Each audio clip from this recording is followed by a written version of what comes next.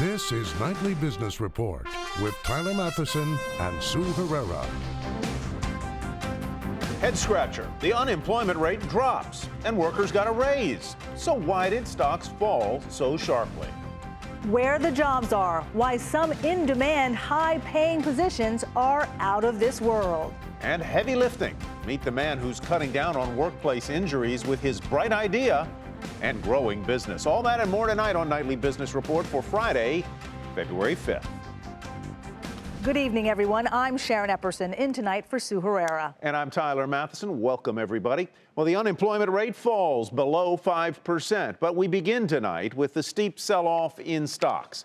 Tech getting hit especially hard, and let's get you right to those numbers, if you dare. The Dow Industrial Average sank 212 points to 16,204.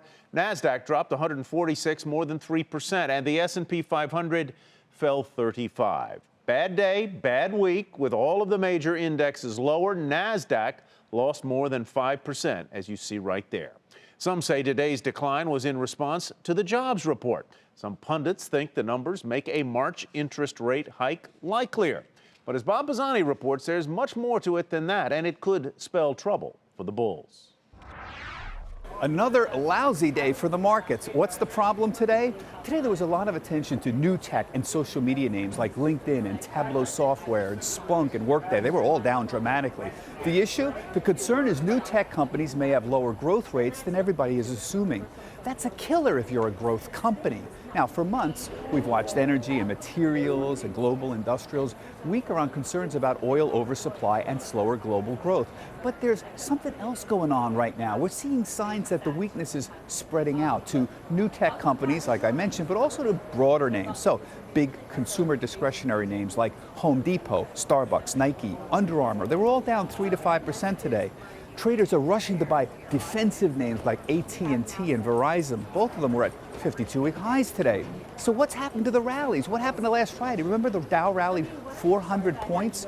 It's all gone. And that's what happens in down markets. Bear market rallies are short and sharp, and there's no follow-through to them. Now, technically, we're not in a bear market. The S&P is only roughly 12% off the May historic highs. But let's assume we're heading for a down 20% market. That's a bear market. The average bear market lasts 13 months. The S&P 500 peaked in May, so if you count it as starting in, say, July, we've got another 6 months to go by historic averages. My bet is we put in a bottom, though, before that. Haven't you noticed that everything moves a lot faster these days? For Nightly Business Report, I'm Bob Pisani at the New York Stock Exchange. It sure does. Well, more now on January's employment report, which was a bit of a puzzle. The economy created 151,000 jobs, a deceleration from recent months, but the unemployment rate fell to 4.9%, and wages rose, putting more money in Americans' pockets. So was there more good in the report than bad? Hampton Pearson reports. The January jobs report sent mixed signals about the overall economy. The pace of hiring slowed due to declining exports and slumping oil prices. But wage growth had its biggest monthly increase in a year, and headline unemployment fell below 5% for the first time since 2008. Good news at the Obama White House. After reaching 10% in 2009, the unemployment rate has now fallen to 4.9%, even as more Americans joined the job market last month.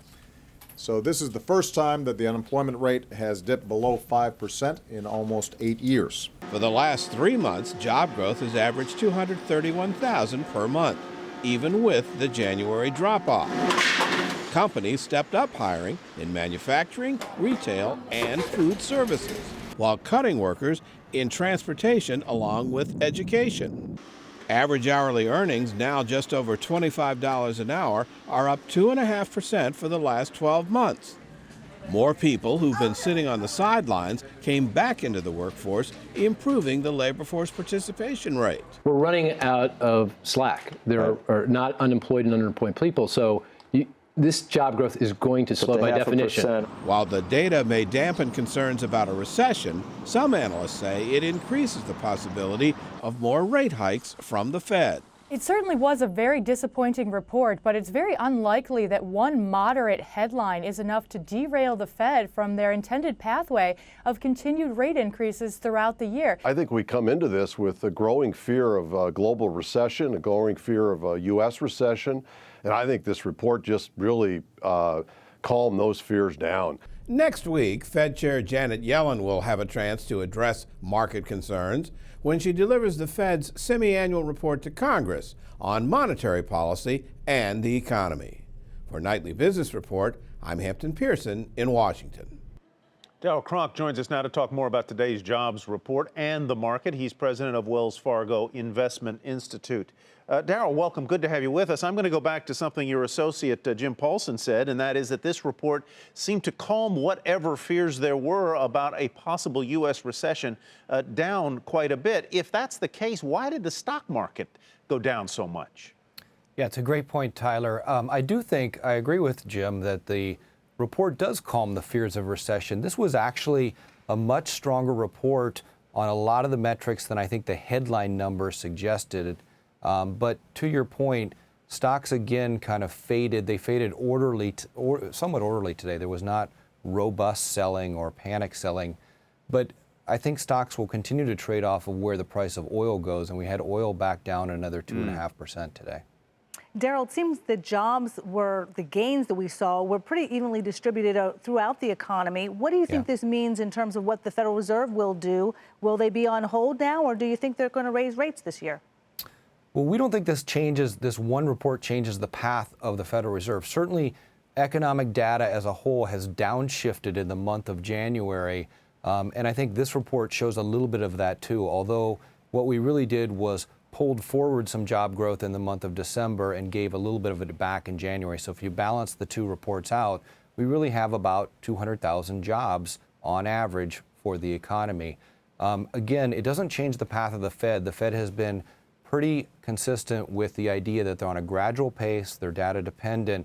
We still expect the Fed to increase rates at least once, if not twice, this year. Mark Zandi pointed out in the piece that Hampton just did the idea that we should expect slower job growth at this point in the cycle. And that's what we got today, though so it was lower than the estimates. Do you agree with that we should figure there's going to be a downshifting here as the labor market is tighter? Absolutely. We've had 4+ years of 200,000 new jobs per month, which is almost unheard of in any other economic cycle. I think the important point, Tyler, is when you look at how many jobs do we need to create, or does the economy need to create to keep us at a 5%, or in this case, a 4.9% unemployment rate, the economy only needs to create about 85,000 to 90,000 jobs a month to keep us at this rate. Anything more than that is going to continue to push the unemployment rate lower. All right, Darryl, thank you very much. Darryl Cronk with Wells Fargo Investment Institute. Turning to exports shrank last year for the first time since the Great Recession. The 5% decline can be attributed in part to the dollar and slower global growth, which has led to weaker demand for American goods. To politics now, where presidential candidates on the far left and the far right are finding common ground in their dislike of Wall Street and big business. Business model of Wall Street is fraud. Today, the top 1% earn a higher share of our income than any year since 1928. The recklessness and the illegal behavior of Wall Street drove this economy to its knees.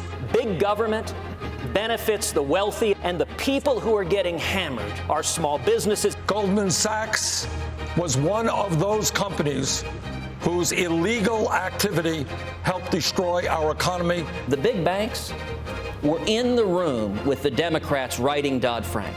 Driving the little guys out of business wasn't an unintended consequence. It was the intended outcome.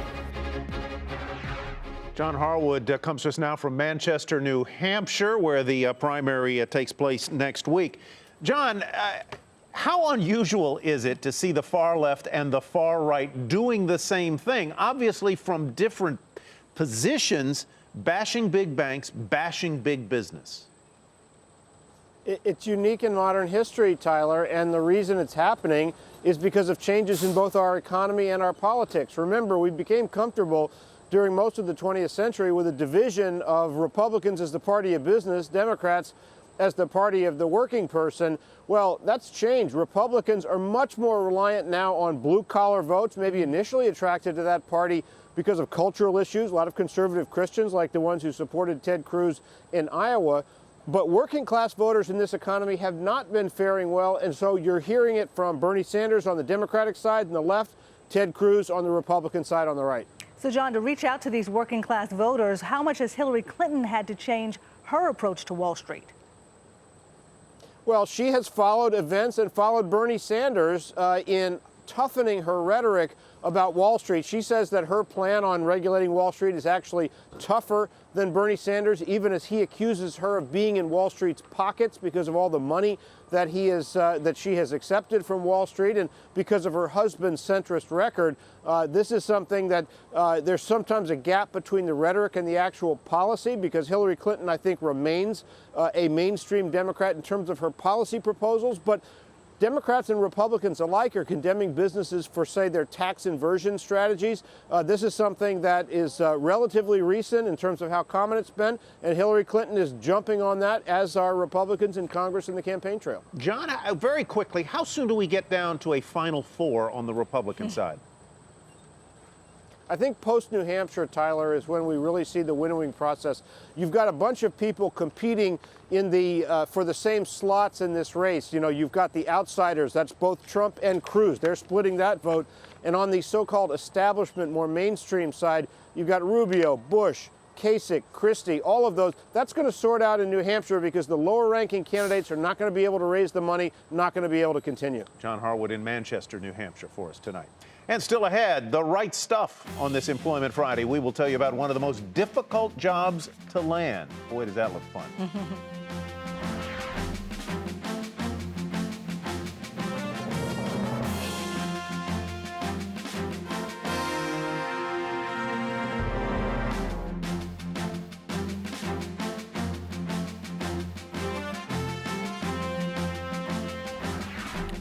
It was LinkedIn's worst one-day sell-off ever. Shares tanked, falling more than 40% after the company issued a weak outlook for the year. We told you about that one last night. Look at that, down $83.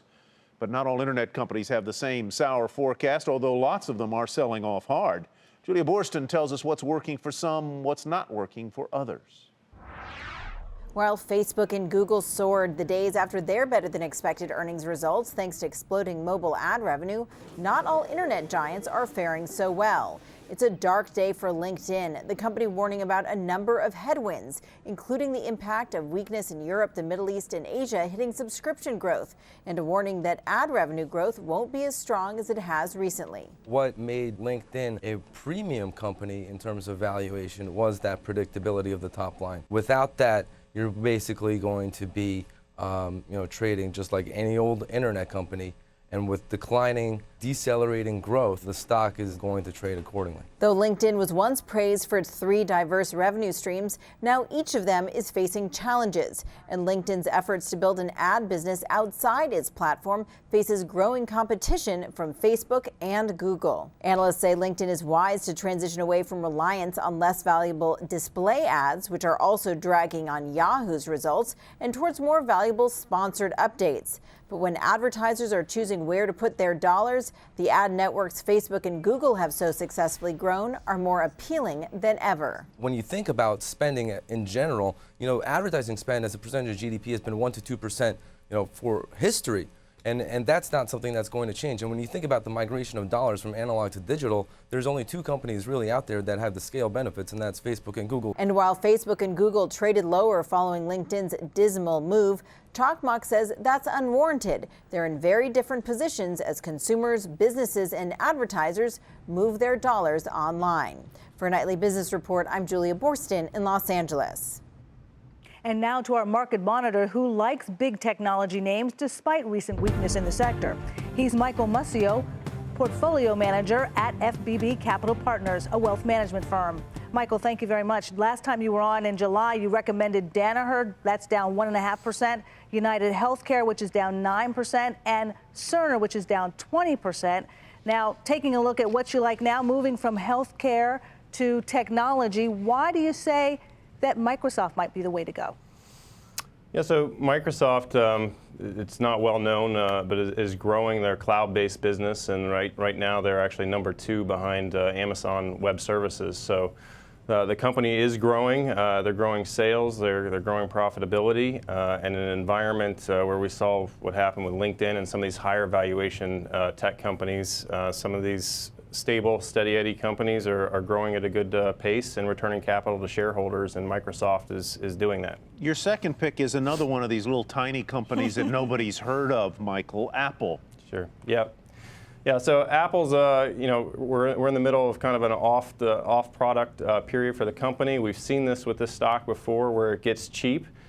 Apple is still growing and will continue to grow, we believe. And again, in an environment where the market's trading at 15, 16 times with slow to no growth, Apple trading at 9 or 10 times ex cash seems pretty cheap.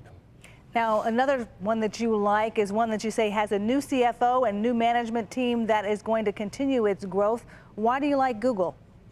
Yeah, so Alphabet is, Google is Ruth Porat's been there for about 11 months.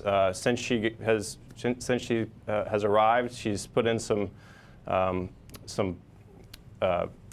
with the analyst calls and with what they're doing in terms of capital allocation and how they're reporting to the street. The street likes the stock, and they're growing. Again, 15, 16% revenue growth last year to this year, and again to next year.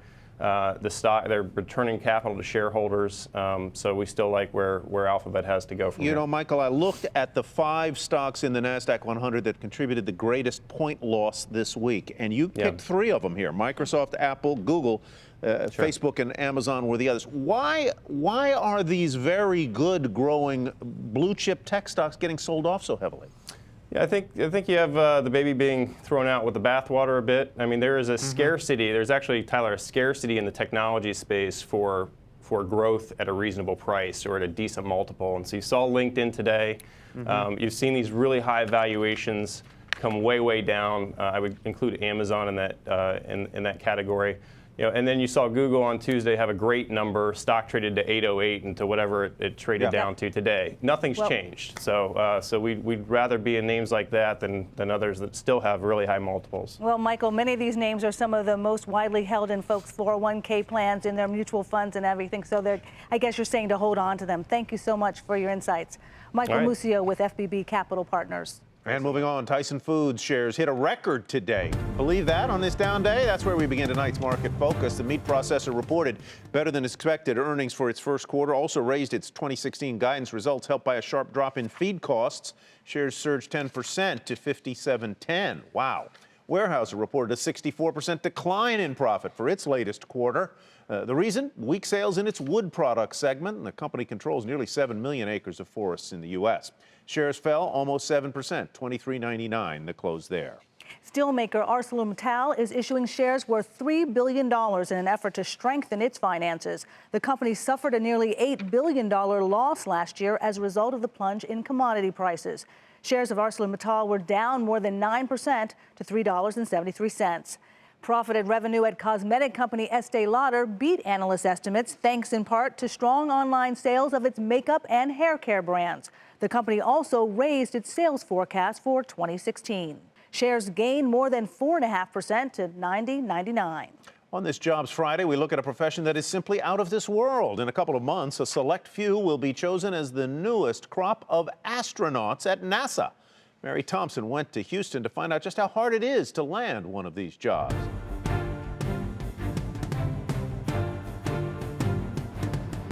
An Air Force pilot with a master's degree from MIT, Nick Hague applied to NASA 3 times before being accepted as an astronaut candidate in 2013. The selection process leaving him wondering if he had the right stuff.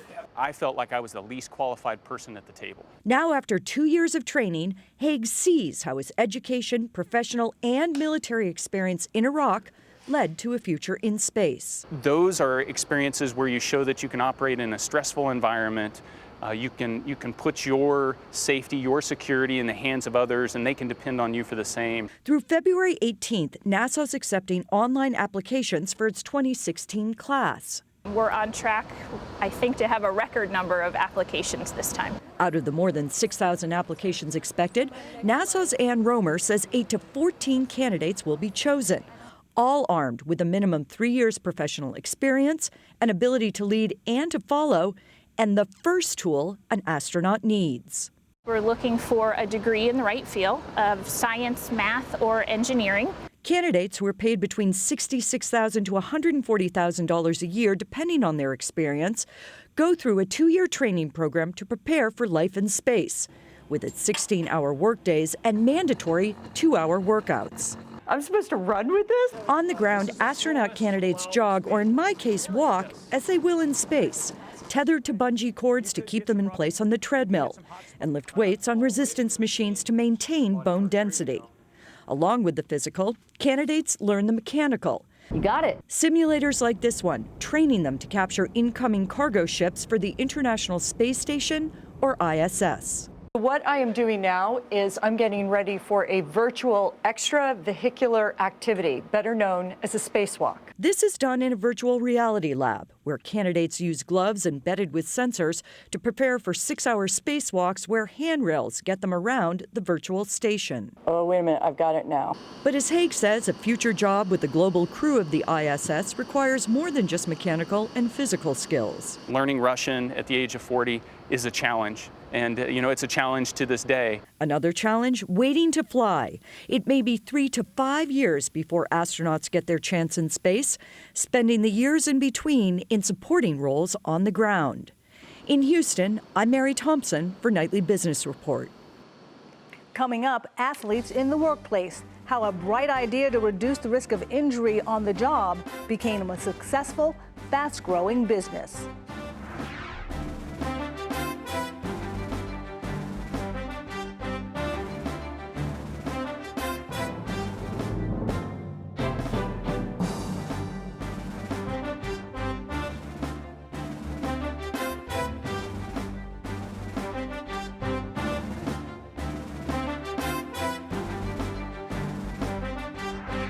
The science of ergonomics has its roots in ancient Greece. So why then, with all that history, do workplace injuries still cost $250 billion a year in the United States, with about $120 billion spent on back injuries alone? For one thing, ergonomics often seeks to adapt the environment to the body, a better chair, for instance. But a young entrepreneur got the bright idea to develop products that help the body become a better fit for the work environment. Ask Sean Peterson about persuading hard hats to try something new, even if it could help them, and he'll probably tell you it's a heavy lift. There's always someone who doesn't have the time of day to listen, and then there's always someone who knows exactly how much pain that they're in. And then there's the people who see that guy and say, I don't want to be like that guy. That hard-working guy or woman has to stay healthy to make a living. Peterson calls them industrial athletes. His gear aims to protect them, keep them in the game. Bending down, picking up tools, moving heavy equipment around is always a part of this job. Your back is very important to you. Peterson looked to his late father for inspiration. He was a contractor, a roofer, who suffered a heart attack and died on the job when Sean was just 16. Memories of watching his dad exercise, doing push-ups on the roof, made Sean realize that millions of construction workers, people who build our roads and bridges, and so many others, risk their ability to make a living every day. And we notice there's a huge lack of design attention and real focus on these people that are essentially the backbone of America. As students at the Rochester Institute of Technology, in the weight room, of course, Peterson met Justin Hillary, whose own father also puts his safety at risk each day as a utility lineman. We both grew up in a household where we saw our fathers constantly coming home injured. Hillary, a former lacrosse player, wondered why there was so much protective gear for athletes and so little for everyday workers. Why was I given the opportunity to have these products and my father didn't have a product that was actually to help him perform and keep him safe on the job? Together, Peterson and Hillary set out to create better equipment for the industrial athlete, starting with little more than a few straps purchased at a Home Depot. Hillary has since left the company he helped build, StrongArm Technologies. This is a load redistribution device. By early 15, StrongArm began to sell its first product, the V22.